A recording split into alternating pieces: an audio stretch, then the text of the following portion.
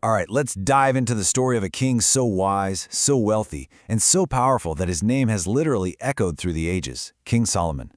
Now, his life wasn't just some straightforward success story. Oh no, it was a grand epic. We're talking a dazzling rise to power, a true golden age, and then a cautionary tale about how even the wisest among us can fall. And his story, it really makes you ask a fundamental question. What truly makes a leader great? Is it all about the grand achievements, the incredible wealth, or is it something deeper? Solomon's reign gives us one of history's most powerful case studies on leadership, on ambition, and, the fragile nature of greatness itself. So here's how we're going to break it all down. First, we'll look at the divine wisdom that was the foundation of his power. Then, we'll see the golden age he built with it. After that, we'll watch as the shadows of excess start to creep in. From there, we'll see how his choices led to a divided kingdom. And finally, we'll unpack the incredible legacy he left behind. Okay, so our story kicks off as Solomon takes the throne from his very famous father, King David. But what sets Solomon apart, right from the get-go, wasn't just his bloodline. It was the unique foundation of his power, this extraordinary wisdom that was said to be a direct gift from God. Just to give you a little context here, Solomon's reign lasted for about 40 years, roughly from 970 to 930 BCE. It was this period that started with so much promise and led to a real golden age for his kingdom, but it ended with a division that would change the course of his nation's history forever. So what did wisdom actually mean for Solomon? Well, this went way beyond just being clever. We're talking about a vast, almost supernatural knowledge of science, the arts, and diplomacy. His reputation became so massive that rulers and scholars would travel from all across the ancient world just to sit and listen to him speak. I mean, can you imagine? And this wisdom wasn't just some abstract idea. It was meant to be practical. The Book of Proverbs, which is largely credited to Solomon, is basically his handbook for living a good life. It's just packed with teachings on relationships, business, ethics, all of it starting from this core idea of reverent knowledge. So, with this incredible wisdom as his foundation, Solomon's reign blossomed into a true golden age. This period of amazing peace and prosperity marked the absolute peak of his kingdom's power and influence. And this golden age, you could really see it. Solomon's wisdom translated directly into incredible success.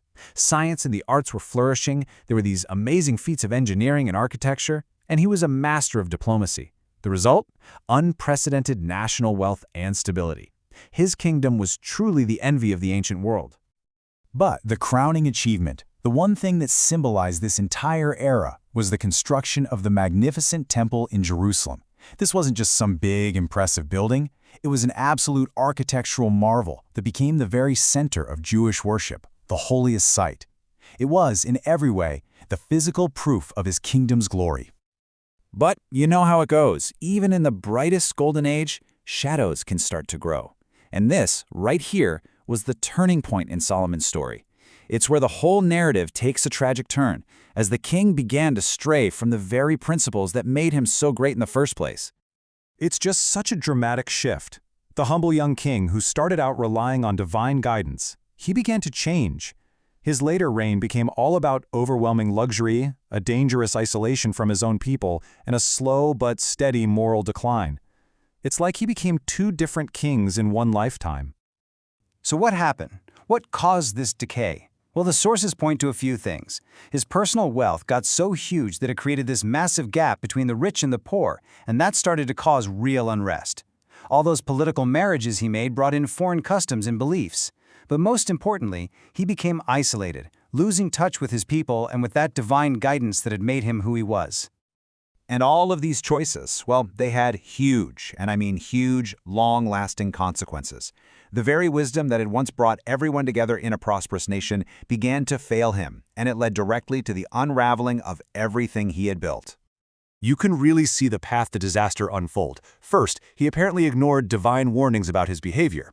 Then, as he got more and more isolated, that famous wisdom started to fade, and he began relying on the flattery of his courtiers instead. This just fanned the flames of discontent among his people, setting the stage for the whole thing to fall apart the second he was gone. And the outcome was just devastating. After Solomon died, the unified nation he had led shattered. It split into two. the northern kingdom of Israel and the southern kingdom of Judah, which was ruled by Solomon's own son, Rehoboam. The Golden Age was officially over. The kingdom was broken. So, after this incredible rise and this really tragic fall, what's left?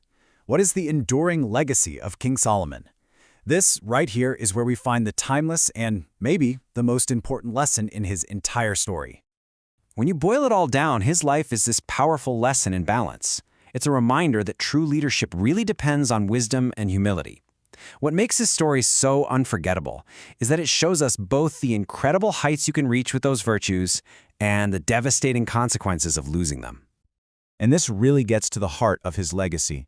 The ultimate takeaway from Solomon's life isn't about the gold or the grand temples. It's that real greatness isn't measured by your external success or power.